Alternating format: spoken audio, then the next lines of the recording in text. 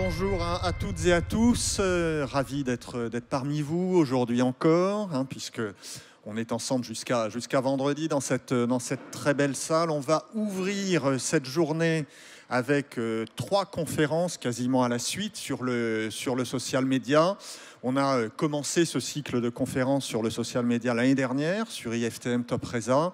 Ça avait été un grand succès et on a décidé évidemment de répéter l'expérience et d'aller chaque année, en tout cas j'espère, encore un peu plus loin dans l'analyse de ce phénomène. L'idée, c'est aussi non seulement évidemment de vous donner des clés de compréhension, mais de vous donner aussi des exemples, des bonnes pratiques qui se font dans le tourisme en matière de social media. Alors on va commencer avec une première conférence sur les tendances, les grandes tendances du social media. Il y a eu beaucoup de nouveautés cette année, en 2018. Vous connaissez comme moi ou vous ne le connaissez pas, mais on va en parler. Le nouvel algorithme de Facebook, Instagram qui a dépassé le milliard d'utilisateurs, les stories qui sont en train d'exploser, les chatbots dont on parle de plus en plus et qui seront d'ailleurs à l'honneur dans la deuxième conférence à 11h30. Voilà, il y a beaucoup de choses.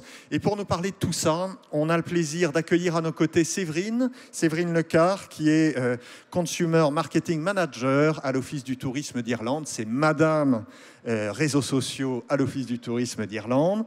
Vous serez accompagné de Clara Gomez qui est la responsable du pôle digital d'Interface Tourisme. Interface Tourisme qui est la grande agence de communication, relations publiques, relations presse, enfin voilà, et qui a été l'une des pionnières d'ailleurs dans ce secteur sur le tourisme. Et puis on est accompagné également de Nicolas de Dianous, qui est le directeur associé de We Like Travel. We Like Travel, agence de communication spécialisée dans les réseaux sociaux et dans le travel, dans le tourisme. Donc vous êtes tous les 3, en tout cas, les personnes qu'il fallait interroger ce matin. Alors Nicolas, on va commencer avec vous. On est ensemble. Il est 10h30, 33, on est ensemble jusqu'à 11h15, on a un peu de temps. On va commencer avec vous pour déjà un peu nous brosser le tableau de ces réseaux sociaux ces derniers mois, les grandes tendances des réseaux sociaux sur les 12 derniers mois, depuis le dernier IFTM Top Resa. On y va, on vous écoute. Eh bien, bonjour à tous et merci François-Xavier. Je suis ravi que Séverine et Clara, vous soyez là aussi. Et vous tous, on a effectivement passé une année social media extrêmement riche, avec 12 mois de haut et de bas, des algorithmes qui se complexifient. Donc on va aborder ces 5-6 tendances que j'ai sélectionnées en concertation avec vous et qui sont évidemment marquées par vous tous, si vous animez ou si vous êtes liés à l'animation d'une page Facebook pour une marque du secteur du voyage, et pas que du voyage, à cette complexification des algorithmes et une baisse de l'audience gratuite.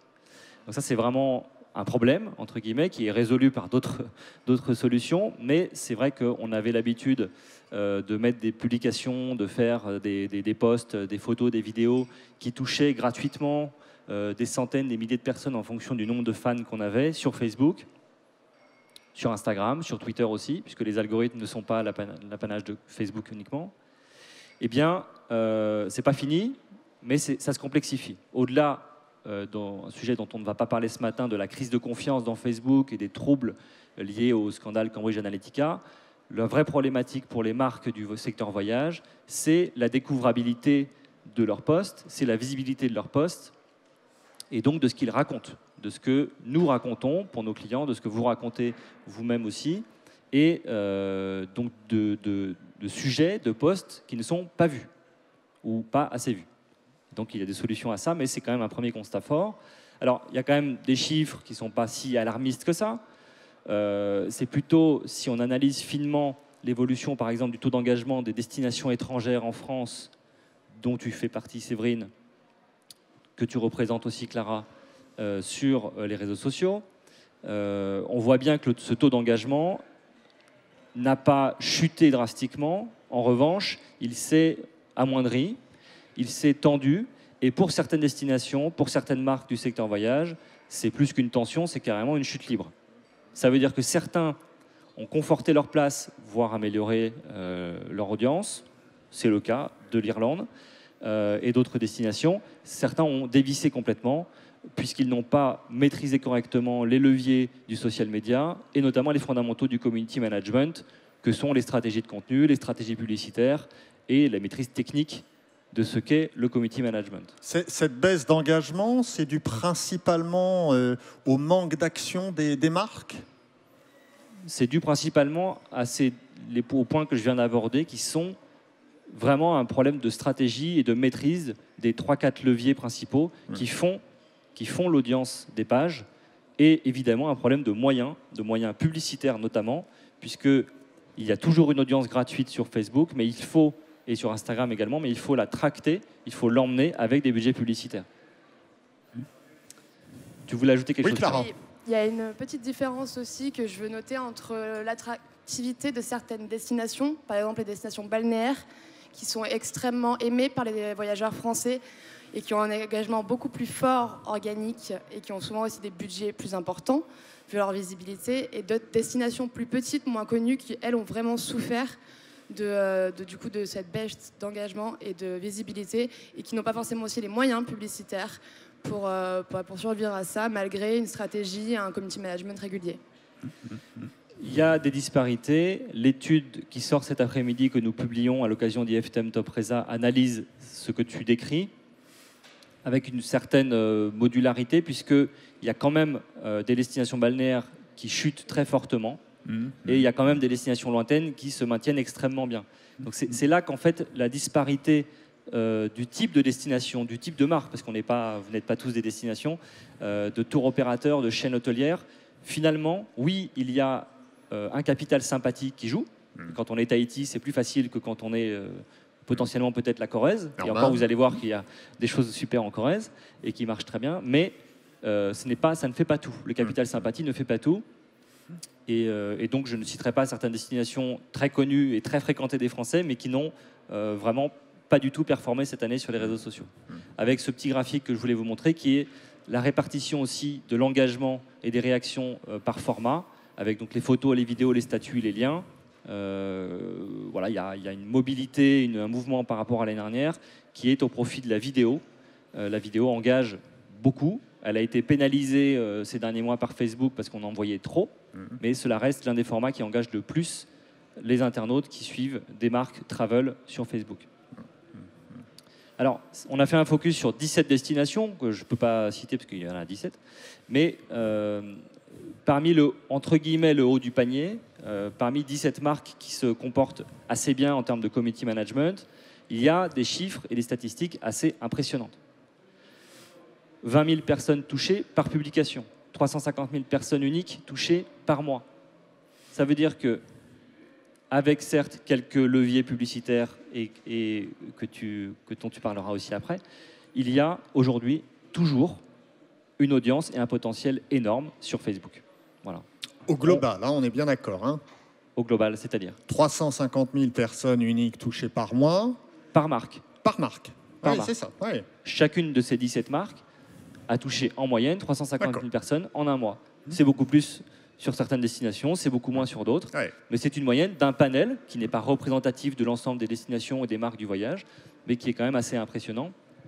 Quand on fait les choses juste correctement, avec quelques moyens, ça paye. Est-ce que vous aviez fait la même étude l'année dernière? Est-ce que le chiffre est en augmentation? Le chiffre est en augmentation à cause de la publicité. C'est sa composition qui, elle, a beaucoup bougé, puisque l'organique, la portée, l'audience gratuite a fortement chuté, et l'audience payée a fortement monté. D'accord.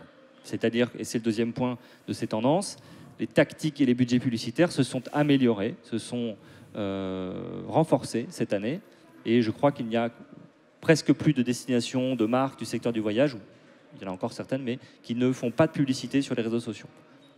D'ailleurs, il y a un mouvement mondial autour des investissements publicitaires sur le digital, avec cette espèce de breaking point en 2017, où les budgets digitaux ont dépassé ceux de la télévision dans le monde, et ça ne fait qu'augmenter. Donc c'est le nouveau média, le TF1 entre guillemets des réseaux sociaux, c'est Facebook, mais évidemment avec Instagram, Twitter qui propose également des offres publicitaires, ainsi que YouTube.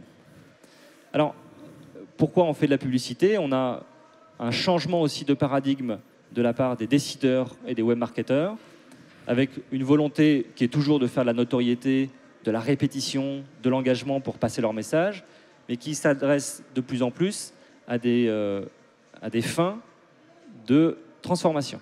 La transformation, ce n'est pas forcément vendre un séjour, ou une nuit d'hôtel, ou un billet d'avion, même si pour certaines marques comme Air France qu'on avait l'année dernière, c'est une réalité, mais c'est prendre contact. C'est, on va en parler après avec les chatbots et le conversationnel, c'est entrer dans une conversation rapprochée avec son internaute, son fan, son abonné.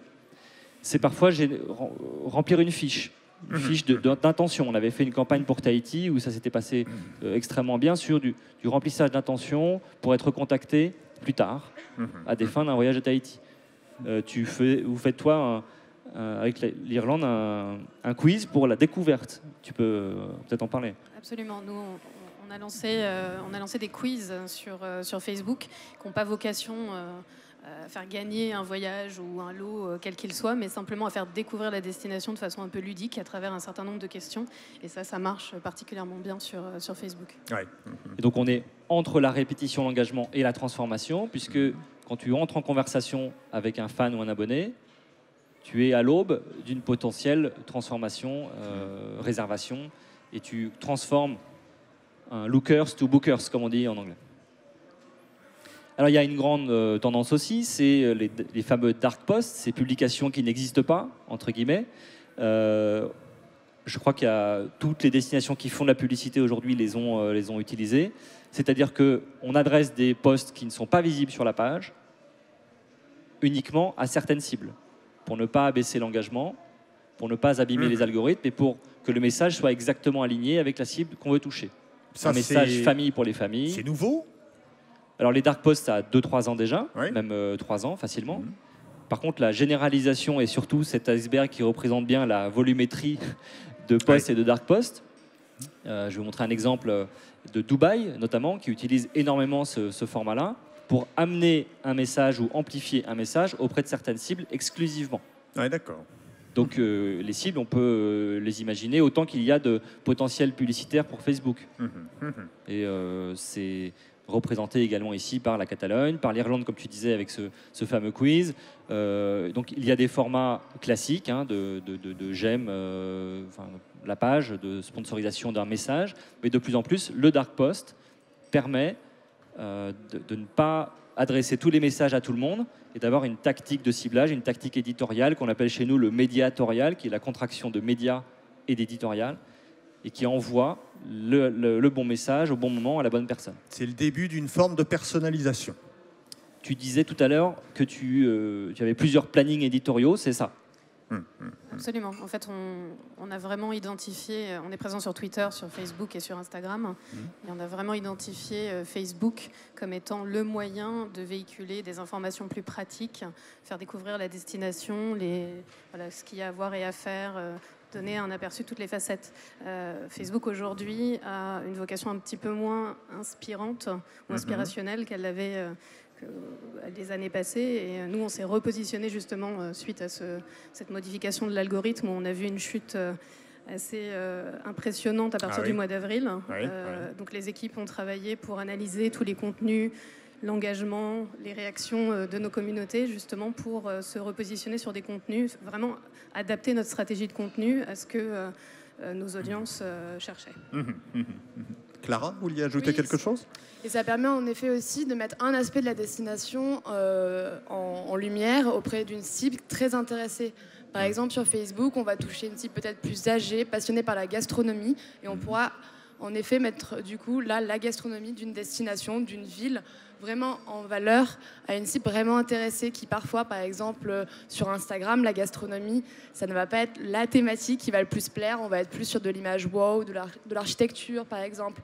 Donc ça permet vraiment de toucher une cible intéressée et du coup, potentiellement, de développer de la conversion et d'autres offres. Je précise exactement, c'est tout à fait ça. Je précise aussi que le positionnement des marques peut être amplifié par rapport à une perception. ici, la Catalogne a choisi depuis plusieurs mois, même plusieurs années, de valoriser majoritairement son arrière-pays. Ça veut dire que, vous savez tous, que Barcelone est saturée. Ça veut dire donc que la stratégie de Catalonia Experience, donc l'agence catalane de tourisme, c'est de valoriser l'arrière-pays. C'est d'envoyer les touristes, les flux, en fait, les flux là où ils ne sont pas. Ouais, Et il n'y a que la publicité qui peut faire ça. Pour contrer le message, contrer les a priori de la Catalogne, et dire la Catalogne, c'est pas que Barcelone, c'est aussi autre chose. Dubaï, c'est pas que la skyline, c'est aussi des expériences dans le désert. Maurice, ça existe. L'île Maurice a une présence sur les réseaux sociaux en France. Le social media peut être en tout cas une réponse à ce qu'on appelle le surtourisme, l'over-tourism. Ça peut être une réponse. En tout cas. La publicité, en tout cas, permet de contrôler ce genre de légère crise d'irréputation que sont ce type de contraintes, avec aussi des opportunités nouvelles. Donc là, c'est la station de ski Mammoth aux États-Unis ou au Canada, je ne sais plus, j'ai un doute, qui carrément vend ses produits. Vous savez qu'il y a beaucoup de produits dérivés, hein, les Nord-Américains et la France s'y met aussi, mais sur les produits dérivés des destinations, ce qu'on appelle les goodies, se vendent. Et donc, pour aller faire du ski à Mammoth, il y a une ligne de vêtements adaptée au froid de la station, et la station valorise à travers les publicités son offre shopping. C'est aussi une évolution, une nouveauté de cette année, c'est l'explosion du shopping, notamment sur Instagram, que ce soit en stories ou dans le fil d'actualité, autour de la vente directement de produits. Évidemment, il faut imaginer que ça peut être des visites guidées, des séjours, alors avec un panier moyen pas trop élevé, parce qu'on sait bien que plus le panier moyen est élevé, plus l'écran est grand. Donc c'est pas facile d'acheter un séjour à Tahiti sur son mobile, ça ne se fait pas encore, mais ça viendra. Avec un contexte général, Nicolas, et je parle sous votre contrôle, mais c'est l'agacement quand même des utilisateurs vis-à-vis de la publicité. Hein. On a vu se multiplier les bloqueurs de publicité. Oui. Ça devient difficile quand même d'utiliser la pub aujourd'hui. Oui, mais. Et je vais te laisser aussi, évidemment, donner ton avis. Vas-y, d'ailleurs, commence et je compléterai. Alors effectivement, un agacement, mais plus de transparence. Maintenant, on affiche quand c'est un post sponsorisé, donc je pense que ça facilite aussi la compréhension du public. Et arrêter d'avoir des posts comme ça qui apparaissent sur un feed sans avoir demandé de l'avoir, sans avoir aimé une page. Donc je pense que plus de transparence déjà, et plus aussi d'offres intéressantes qu'on peut monter, par exemple avec des compagnies aériennes. Un ciblage aussi beaucoup plus défini qu'avant. On va toucher une cible précise et on le sait grâce à des données. Alors, encore une fois, un sujet sensible, mais on sait qu'elle est intéressée par cette destination, par ce type d'offre. Donc, on va toucher quand même une cible qui va être plus compréhensible face à cette publicité qui s'offre devant elle. Et je crois que c'est ce qui fait la force de Facebook aussi, c'est d'avoir suffisamment d'informations et de données qui nous permet d'avoir des publicités un peu plus ciblées que ce qu'on peut parfois trouver dans un autre environnement digital. C'est bien ce que tu dis, parce que tu as dit Facebook. On parle bien de Facebook en tant que groupe. Facebook possède, je vous le rappelle, Instagram, WhatsApp, Messenger. Donc en fait, la galaxie publicitaire de Facebook est phénoménale. Et évidemment que les ciblages publicitaires dont tu parles sont issus sur Instagram, parfois de personnalisation et d'un parcours client étudié, analysé, écouté sur WhatsApp, sur Messenger ou sur Facebook lui-même. C'est quand même important à souligner. Mais pour revenir sur ce que tu disais, les études montrent que sur Instagram notamment, la porosité des utilisateurs à la publicité est énorme. L'acceptation est très importante. La tolérance est très importante. Effectivement, et c'est là qu'on a analysé, nous, très finement, la fréquence des publicités. Donc là, ces temps-ci, ces jours-ci, c'est dans le fil d'actualité, tous les 5 posts, il y a une publicité sur Instagram, et tous les 6 posts, il y a une publicité sur les stories Instagram. Il y a 2 mois, c'était tous les 8, tous les 7. A priori, ça ne va pas trop se rapprocher. On sait bien qu'il y a un seuil de saturation, mais c'est très bien, très finement analysé, et donc ils en mettent le maximum jusqu'au point de rupture, mais ils ne l'atteignent jamais. Donc la pub a encore de l'avenir. Elle a plus que de l'avenir, elle est vitale. Oui. Non, mais c'est parce que c'est vrai qu'encore une fois, dans la presse, on se fait très souvent l'écho de encore une fois, de cet agacement. On trouve ça très intrusif. On est souvent les premiers à mettre des adblocks. Donc voilà. Le problème, c'est la personnalisation. C'est ce que tu disais, c'est qu'on on reçoit pas assez de publicités ciblées qui sont vraiment dans nos centres d'intérêt. Et ce type de poste l'est. D'accord. Alors, je vais passer rapidement, mais quand même, on en rigolait tout à l'heure. allô, coucou, on est 1 milliard sur Instagram. Ouais. C'est quand même un message qui n'est pas très bien passé encore. Juste sur les destinations étrangères en France, pour reprendre ce panel, il n'y a que 19 acteurs sur 72 qui ont un compte Instagram pour la France. Je vous rappelle que les chiffres annoncés par Laurent Soli, directeur général de Facebook Europe, la semaine dernière, c'est 17 millions de Français qui vont chaque mois sur Instagram. Alors attends, 17 acteurs français. 19 acteurs français. Destination étrangère. D'accord. Destination étrangère. Malte, l'Irlande, Maurice, etc. 19 sur 72 ont un compte Instagram en France. Ouais.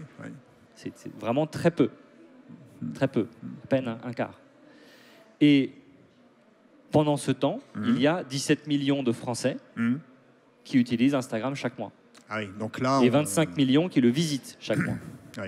Donc là, il y a un problème de compréhension des décideurs, des sièges, des DMO, des webmarketeurs de destinations ou de compagnies aériennes ou de trains ou d'hôtellerie.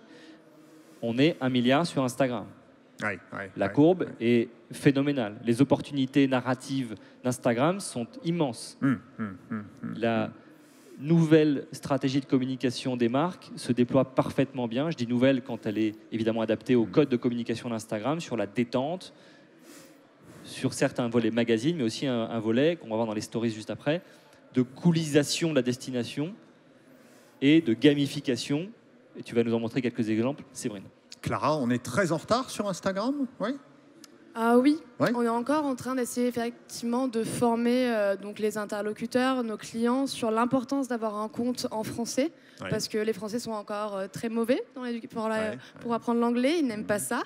Donc on a besoin de communiquer avec eux en français, c'est très important, mais aussi une stratégie éditoriale qui est adaptée au marché français, qui n'est pas du tout la même que le marché anglais ou le marché allemand.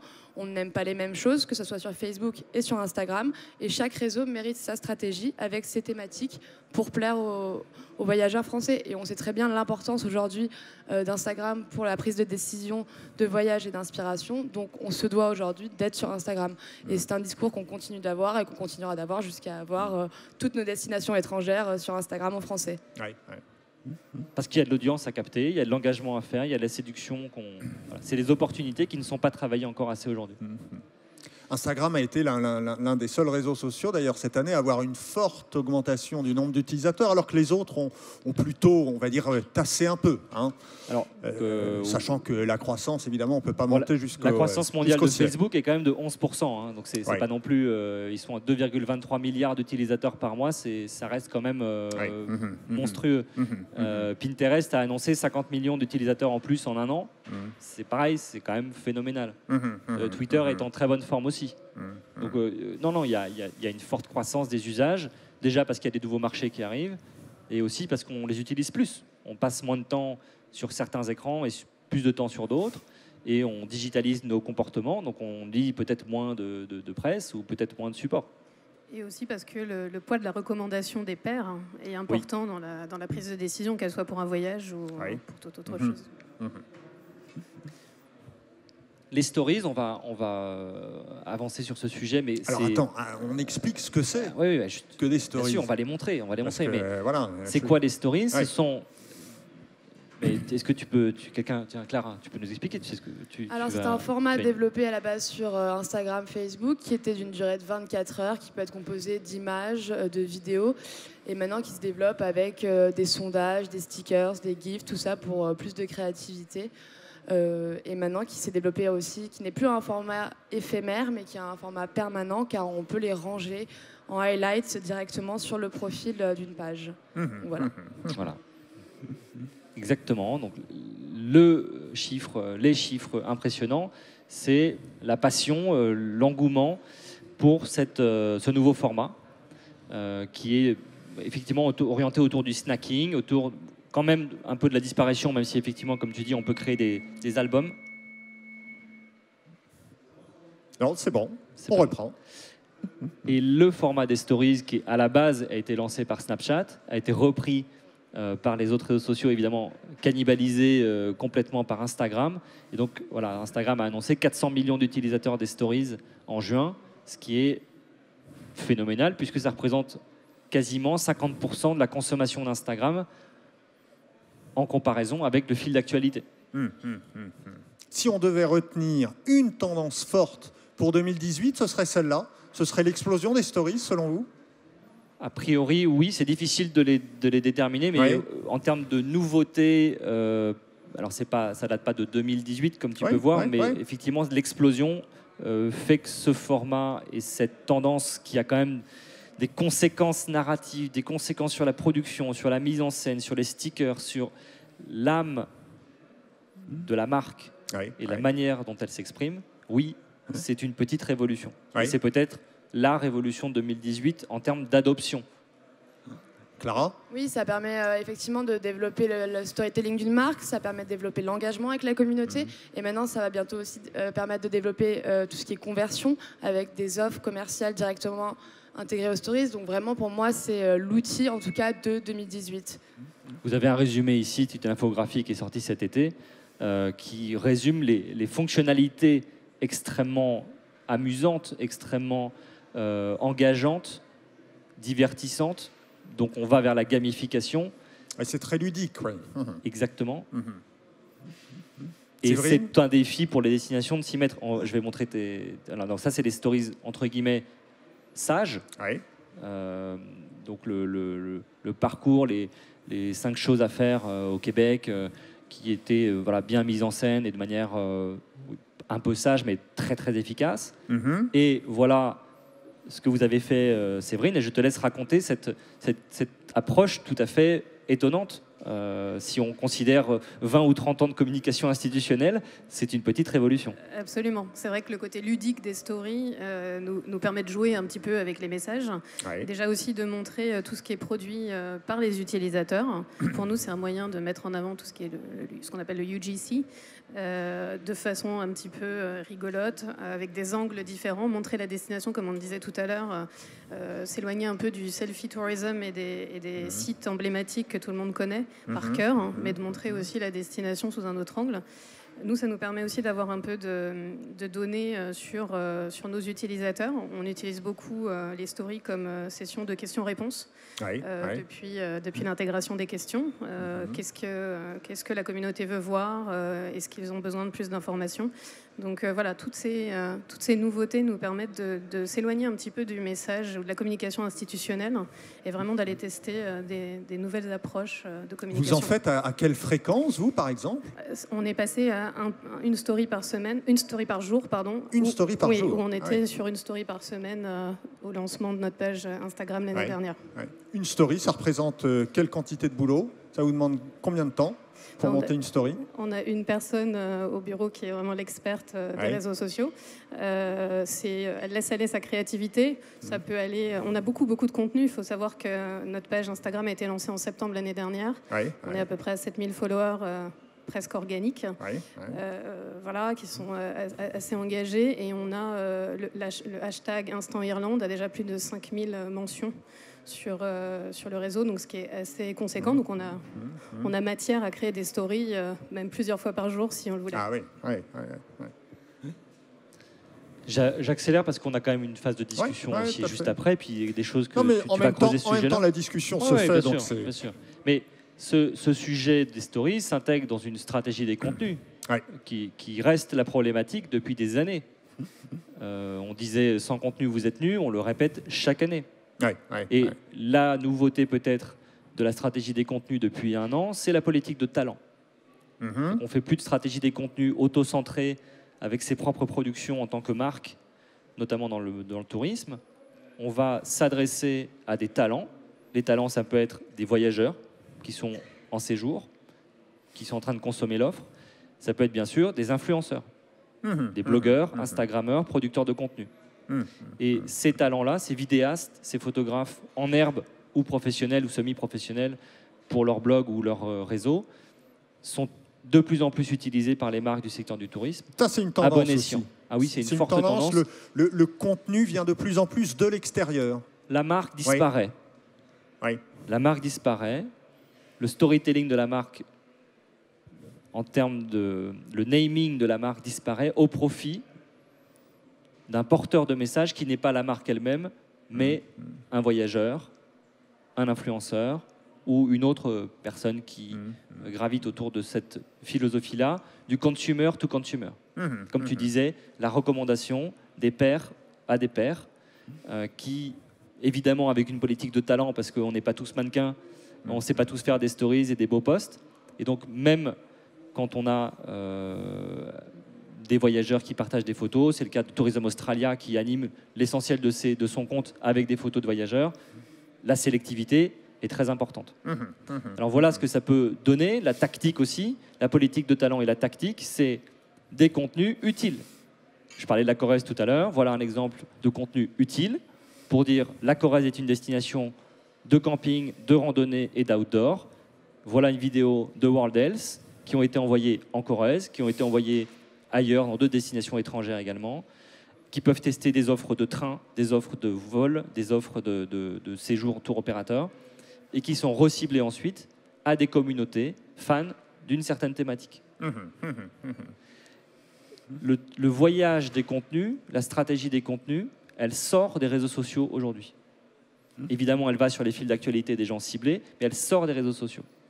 Ce ne sont plus des productions globales intégrées aux réseaux sociaux, ce sont des productions social médias qui sortent des réseaux sociaux et qui vont ailleurs. Je vais vous montrer un exemple. C'est une production, c'est un exemple français, mais tout aussi valable. C'est une production pour le Tarn que nous avons réalisée avec l'agence Léon, sur laquelle nous avons sollicité 3 duos d'influenceurs, dont plus une famille. Et voilà l'usage qui en a été fait. Dans les écrans des gares et des aéroports à destination autour de Toulouse et à destination de Toulouse, il y a ces contenus qui sont évidemment très chartés, mais qui sont incarnés, réalisés dans un esprit social média. Et là, ce que vous voyez là, c'est quoi? C'est tout simplement des stories. Ouais. C'est des Instagram Stories qui ont été remodelés et ensuite transportés dans de l'affichage digital en gare et en aéroport. Et alors moi, je suis un néophyte. Le contenu qui vient de l'extérieur, il ne vient pas tout seul. Il faut bien le susciter. Il faut avoir une action pour le susciter. Hein, on est d'accord, ce n'est pas du contenu qui se crée comme ça par la bonté du Saint-Esprit. Tu pourras dire un mot. Effectivement, mais on est aujourd'hui tous reporters. Oui, quand on voit la volumétrie de posts par personne... Il y a quand même beaucoup de spontanéité. Donc. Et oui, tu en vois passer, j'imagine, sur l'ensemble de tes destinations aussi. Que ce soit par message privé, par commentaire, ou même de la curation, juste en utilisant des hashtags, en utilisant la localisation, on trouve énormément de photos. Le but étant de demander à la personne toujours de pouvoir repartager, mais c'est un honneur pour elle généralement d'être repartagée sur une page d'office de tourisme ou autre, et d'utiliser en fait tout le contenu qu'on puisse trouver. En fait, quand même, la vraie stratégie de contenu d'une destination ou d'un acteur de tourisme, c'est de renouveler sa base de données chaque année. C'est quelque chose qu'on fait à travers des actions influenceurs. C'est avec aussi, ça peut être des photographes, vidéastes, professionnels. Mais là, encore une fois, c'est de créer du contenu qui peut être utilisé en social ads, qui peut être utilisé en community management avec des sortes de courtes vidéos qui expliquent un itinéraire ou ce genre de choses. Ça peut être utilisé pour du display ou même en interne pour l'office de tourisme. C'est vraiment de l'achat malin qu'on cherche aujourd'hui parce qu'on sait qu'on a une base de données à renouveler. Après, ça peut être effectivement avec ce qu'on appelle le UGC, c'est récupérer tous les contenus produits, que ce soit sur Instagram ou sur Facebook, par les utilisateurs, par les voyageurs, et qui sont souvent plus inspirants, plus authentiques. Et ça permet en fait aux voyageurs français de se projeter. Nous, nous avons beaucoup de problématiques sur des destinations long courrier, où il y a une vraie barrière mentale de la distance. Et à travers en fait, la projection avec un voyageur français qui, lui, s'est rendu par exemple à Singapour, on se projette plus facilement, on se laisse inspirer par cette photo, on engage et du coup, potentiellement, on achète. C'est intéressant. Séverine, vous vouliez dire quelque chose là-dessus, non ? Non, à peu près les mêmes commentaires. Nous, on active aussi le Employee Generated Content, où on demande en fait, c'est vrai que créer des stories et faire découvrir la destination quand on n'est pas sur place en Irlande, dans notre cas, c'est pas toujours évident. Donc on est toujours tous en voyage, en découverte. Donc on demande aussi à nos équipes de partager leurs photos, de partager leurs vidéos, qu'on utilise sur les réseaux. Et c'est vrai que c'est un côté beaucoup plus authentique. Ouais. Et du coup, ça parle beaucoup plus aux consommateurs. Les compagnies aériennes font pas mal ça. Hein. KLM, Air France C'est vrai. ont cette stratégie d'employés qui partagent aussi leurs photos, qui humanisent autrement qu'un steward ou une hôtesse un peu bien stricte, sûr. et qui font des jumps à côté des avions, qui ont des bébés dans les bras pour aider les parents à s'installer à bord, qui ont Donc c'est vraiment de l'humanisation et une stratégie aussi de communication beaucoup plus humanisée, beaucoup plus proche des utilisateurs et des clients. On termine avec cette tendance. Alors, il y en a beaucoup, mais il y en On a a d'autres. pris les plus importantes. Hein, Voilà, aussi. C'est normal. il y en a d'autres. Oui. C'est cette digitalisation du conseil touristique qui n'est pas nouvelle, mais qui explose très clairement en nombre de messages reçus sur nos pages Facebook, sur nos comptes Instagram, sur nos comptes Twitter, en mention, en message privé, en géolocalisation, parfois même sans mention, où tu as juste un message géolocalisé et avec une question posée un petit peu dans les vapeurs des réseaux sociaux et dans les méandres d'endroits où si tu n'es pas actif en termes de veille, tu ne vois pas ce contenu et tu ne peux donc pas y répondre. Quelques exemples de Visit Norway avec des questions extrêmement précises. C'est peut-être l'une des pages en France où la communauté est la plus pointue, puisque un voyage en Norvège, c'est à la fois très près et à la fois très complexe, sauf si on va à Oslo, mais complexe dans le sens où il y a beaucoup de trains, beaucoup d'expériences, beaucoup de parcours, une saisonalité très forte, des conditions hivernales rigoureuses, des défis techniques aussi, d'équipement, d'horaires, d'aurore boréale, etc. Donc, des questions illimitées. Enfin, la FAQ de la Norvège, c'est une des plus complètes qu'on connaisse.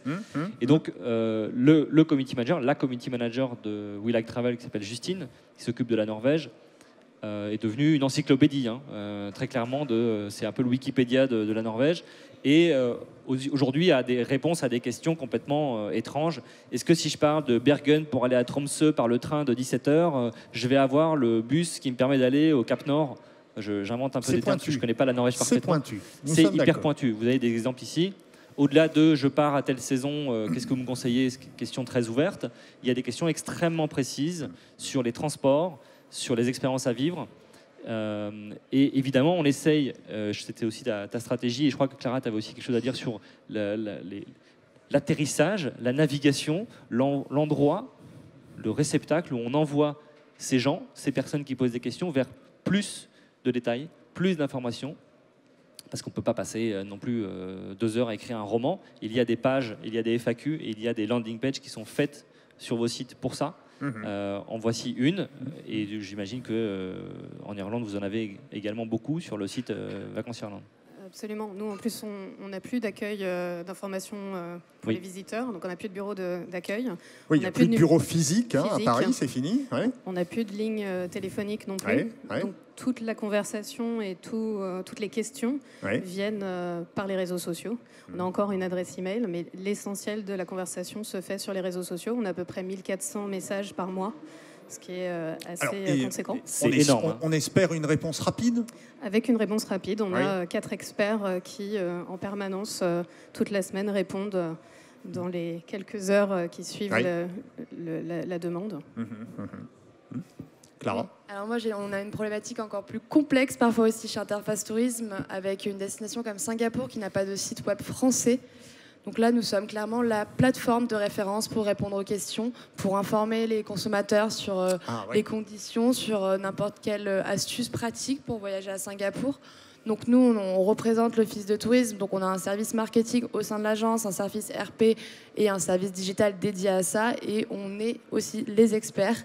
Et c'est pour ça que pour moi, ce côté humain est encore très important quand des destinations ou encore des problématiques de plateforme assez complexes, malgré effectivement la formation qu'on essaie de faire sur des plateformes, l'intérêt d'avoir une plateforme en français. Mais bon, pour toujours des questions de stratégie, de budget, on est obligé de faire avec, et on essaye de fournir au quotidien le meilleur service possible aux voyageurs qui seraient intéressés par exemple par Singapour.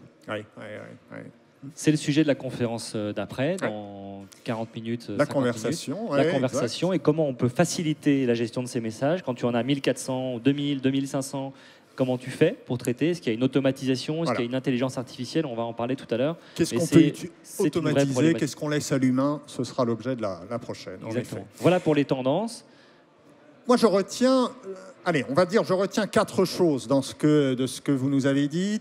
La première, c'est donc une complexification très claire du sujet. Aujourd'hui, ça devient, on le voit, ça devient de plus en plus élaboré, de plus en plus professionnel.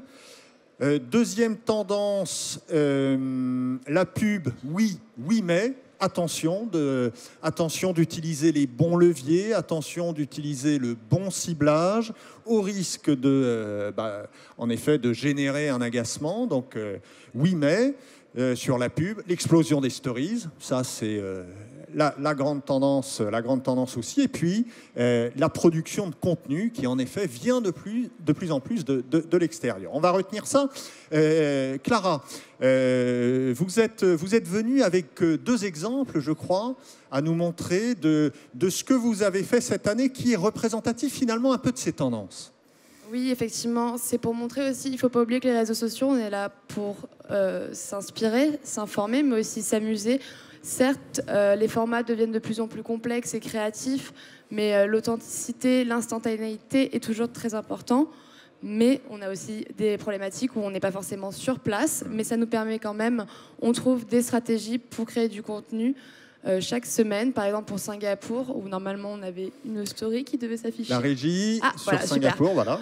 Donc voilà, Singapour, où on va partir découvrir tous les quartiers de la ville. Donc ça, c'est avec clairement du content UGC, donc récupéré par des voyageurs. Ouais. Mais ça peut être aussi des influenceurs qui sont partis en Croatie.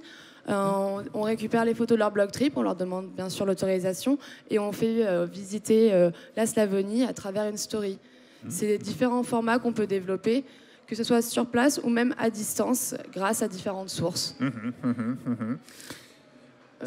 Ouais, allez-y. Oui, je voulais juste terminer aussi sur d'autres contenus. Ouais. On n'a pas trop parlé pendant la conférence du snack content qui est assez intéressant quand même sur Facebook, où on veut créer... Parce que Alors, pour moi, c'est quoi ça? Ça, il faut nous dire ce que c'est. snack content, c'est du contenu, on va dire, éphémère, qui est là pour divertir, informer l'utilisateur. Ouais.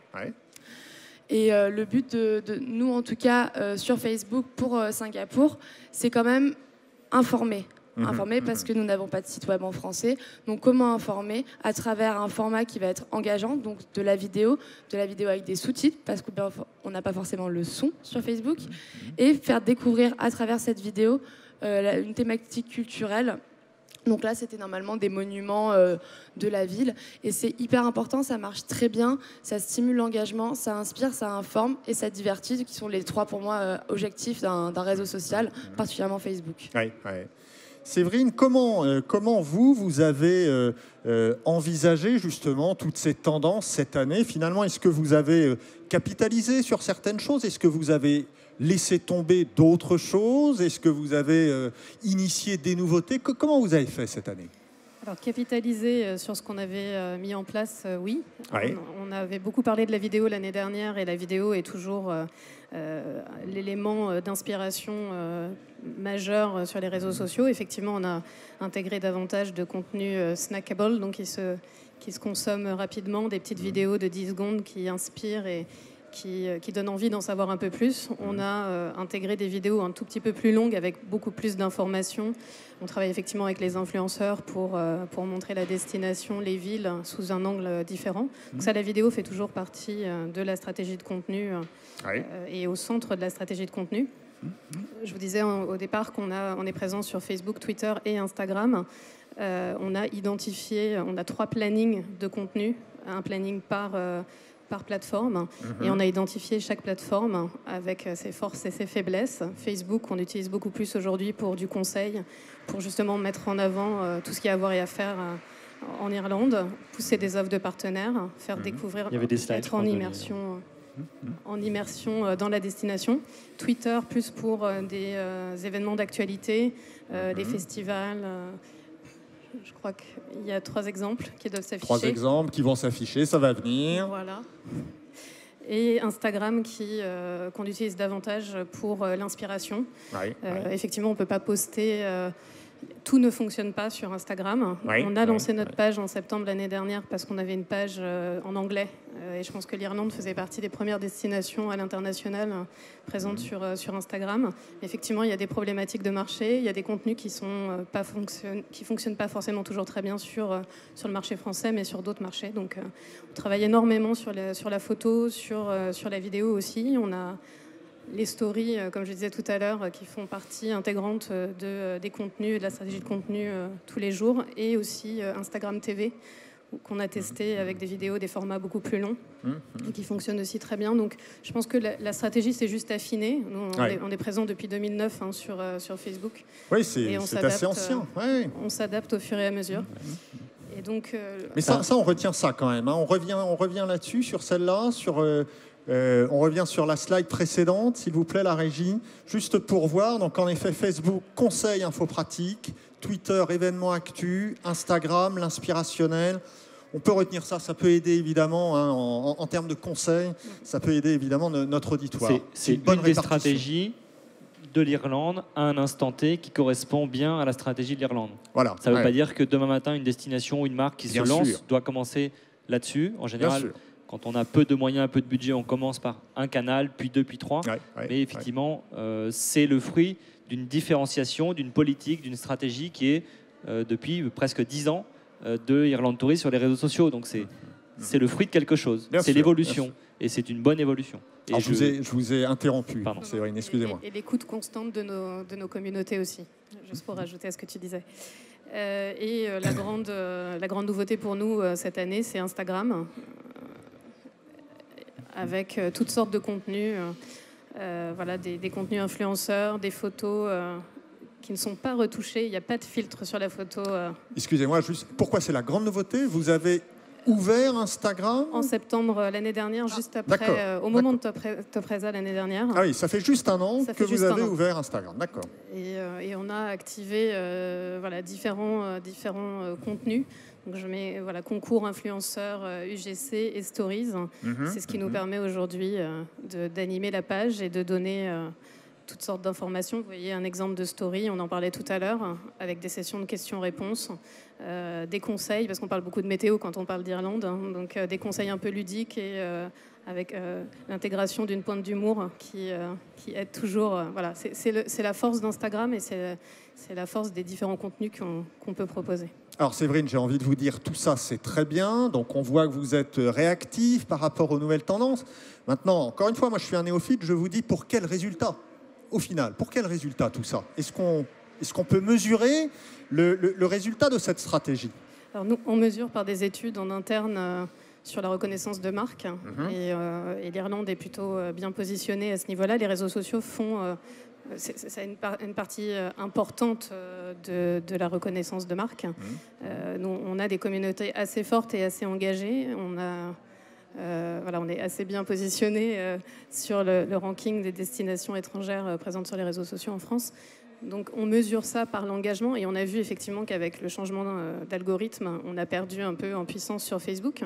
On a réussi à récupérer depuis le mois d'avril. Mais en fait, la complémentarité de toutes ces plateformes nous permet de nous adresser à une audience la plus large possible. Ce qu'on n'est pas, évidemment, c'est ce qu'on disait tout à l'heure, on ne parle pas de la même façon à l'audience Facebook qui, pour nous, est effectivement peut-être un peu plus autour de plus de 45 ans, alors que sur Instagram, on parle peut-être plus à des 25-35 aujourd'hui. Donc on s'adapte et les contenus sont adaptés aussi. Oui, puis les expériences ne sont pas les mêmes. Un week-end Saint-Patrick un peu arrosé, c'est pas la même chose que des vacances en famille en Irlande. Donc il y a forcément une stratégie de contenu adaptée à ça. On a 5 minutes pour les questions. Est-ce qu'il y a des questions dans la salle? Profitez-en. On a trois exemples d'experts sur scène. N'hésitez pas à poser une question. Question juste derrière. Ah ben voilà. Allez-y, madame. Bonjour, je voudrais savoir si vous avez des destinations qui font actuellement un effort particulier sur Pinterest, parce que comme vous le disiez au début de la session, Pinterest se développe vraiment beaucoup. Et voilà, je voulais savoir si vous, dans votre quotidien, avec vos destinations, vous voyez des efforts particuliers. Je me permets de répondre. Alors Nicolas et puis Clara. Alors, Pinterest a fait 2 annonces assez majeures ces derniers jours, en annonçant 250 millions d'utilisateurs par mois dans le monde. Oui. et en sortant une infographie travel qui montre comment Pinterest travaille le sujet du voyage, calmement mais sûrement, et arrive sur ce secteur de manière de plus en plus forte, là où Pinterest était très fort sur la gastronomie, premier sujet, la déco, les tendances d'habitat et de vestimentaire également, et le travel est le troisième ou quatrième sujet le plus présent sur Pinterest. Donc pour répondre à votre question, aujourd'hui il n'y a pas de super stratégie Pinterest, ni de super cas client mondial dans le domaine du voyage sur Pinterest. Les destinations ou les marques qui y sont actives de manière performante sont plutôt américaines, même essentiellement américaines. Donc les Travel Oregon, Visit Utah, etc. Et donc ce sont des signaux faibles, ce sont des démarches encore exploratoires. Nous sommes en train chez We Like Travel d'analyser ce phénomène pour le proposer, je pense, rapidement à nos clients. On faisait déjà l'animation de Pinterest, mais il y a de nouvelles stratégies à mettre en place pour retourner sur Pinterest. Vous savez, quand on était arrivé sur les réseaux sociaux, tout le monde avait tout ouvert, puis tout fermé, ou petit à petit fermé les canaux qui ne marchaient pas bien ou dont les indicateurs ne marchaient pas bien. Et l'un des sujets de Pinterest qui va le rendre de plus en plus séduisant aussi pour les marques, c'est les analytics, qui permettent enfin de mesurer la puissance d'un compte, la visibilité de ses tableaux, la visibilité de ses épingles et évidemment la pertinence de ce travail d'épingles, d'animation au quotidien. Clara, sur Pinterest? Tout à fait d'accord avec Nicolas. Pour l'instant, il n'y a pas vraiment de destination qui s'est lancée sur Pinterest, mais je pense qu'effectivement, c'est un réseau social qu'il faut surveiller. De toute façon, les réseaux sociaux, comme on a vu tout à l'heure, toutes les tendances, en un an, il se passe énormément de choses. Ça va très vite. Oui. Donc, il faut suivre. Après, pour l'instant, moi, je suis toujours dans la team. Vaut mieux avoir une bonne stratégie éditoriale sur Facebook et sur Instagram. Et comme on l'a vu tout à l'heure, les destinations ne sont pas encore complètement présentes sur Instagram, que effectivement s'éparpiller sur tous les réseaux sociaux. Mais bien sûr, Pinterest à surveiller. Une autre question, monsieur? Oui, bonjour. Donc Pinterest, c'est vrai que c'est intéressant, mais c'est quoi? C'est une centaine de millions d'utilisateurs. Moi, je suis curieux de savoir un petit peu pour Snapchat, qui est à la moitié du milliard déjà, et beaucoup plus jeune. Alors, Snapchat est intéressant, mais Pinterest a 250 millions d'utilisateurs et Snapchat 188. Donc, dans l'ordre détail, on va dire que Pinterest commence à prendre le lead. En revanche, ce ne sont pas du tout les mêmes clientèles. Pinterest, c'est plutôt le profil des deux personnes à côté de moi.